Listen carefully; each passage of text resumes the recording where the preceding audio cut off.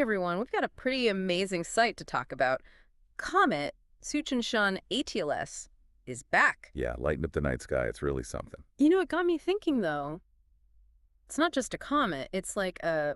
A time capsule. Yeah, exactly. 80,000 years, that's how long. That's how long it's been since it last swung by Earth. Last time this comet was here. We were in a completely different world. Yeah, okay, so we're talking Ice Age, right? The Pleistocene epoch, to be exact. Pleistocene. Okay, so paint the picture for us. Okay, so imagine instead of the landscapes we know today, you got these massive ice sheets, some of them like miles thick. Miles thick. Whoa, okay. Yeah, covering entire continents, sea levels hundreds of feet lower than they are now. Hundreds of feet. Wow, that's a serious difference. Oh, absolutely. Coastlines were totally different. Places we think of as, prime real estate today. Underwater. Whoa. Okay, so totally different world. What about life? Who else was hanging out on this ice-covered planet?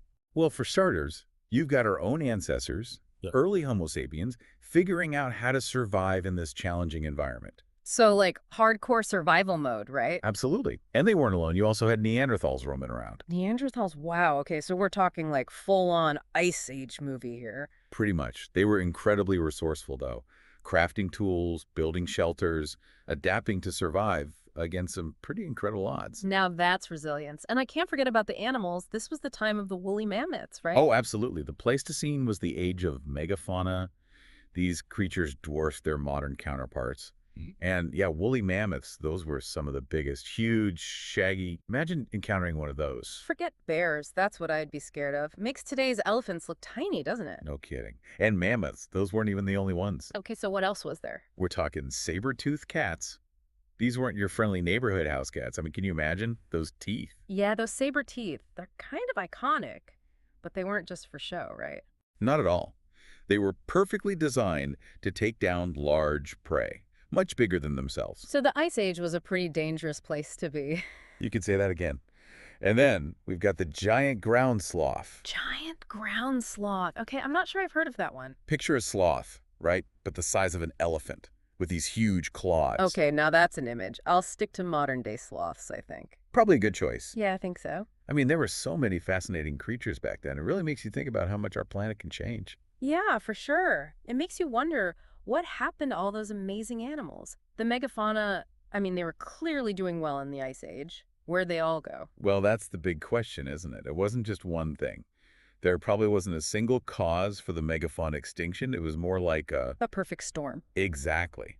Climate change was a huge factor, though. So as the Ice Age ended, things warmed up. That must mess things up for these animals. Yeah, I mean, their food sources, their habitats, everything was changing. It would have been a completely different world.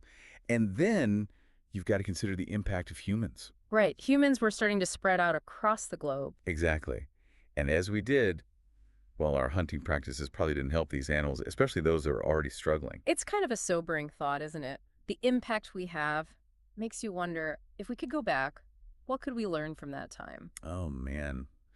Imagine the things we could discover about evolution, adaptation, how ecosystems work. Yeah. And just imagine seeing those incredible creatures up close. Yeah, it really makes you appreciate those scientists who put all those ancient puzzles together piece by piece, you know?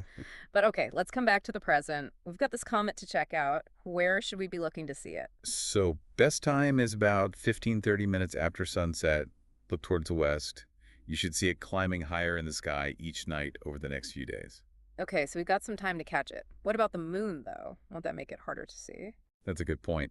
Yeah, the moon is getting brighter as we get closer to the full moon. It might make things a little tricky. Your best bet is to try and catch the comet before the moon rises. Yeah. Or, grab a pair of binoculars. That'll help you see it more clearly. Good tip. Binoculars it is. It's pretty wild to think about, you know? This comet, it's been making this journey for like forever, just silently witnessing how Earth changes. And it's going to keep on going long after we're gone. Which, it kind of makes you think, if we could send a message to those future stargazers, the ones looking up at this comet 80,000 years from now, what would we say? What would we want them to know? Whoa, that's a big question. If you could send a message through time, what would it be?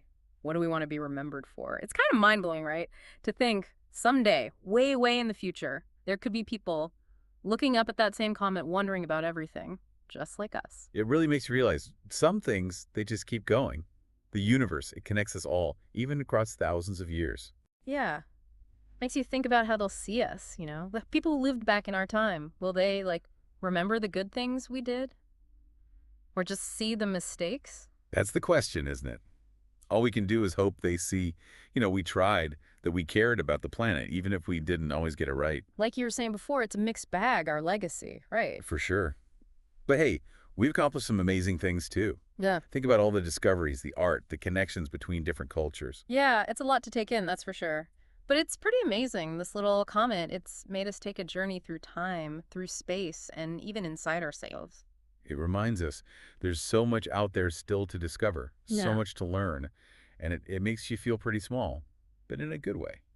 Absolutely. So, to those future stargazers 80,000 years from now, if you're listening out there, just know we looked up at the same sky, wondered about the same things, and felt that same awe, that wonder that you're probably feeling right now. And that sense of wonder, that's something that never fades, just like this comet, it just keeps going. We hope you enjoyed this deep dive into, well, pretty much everything.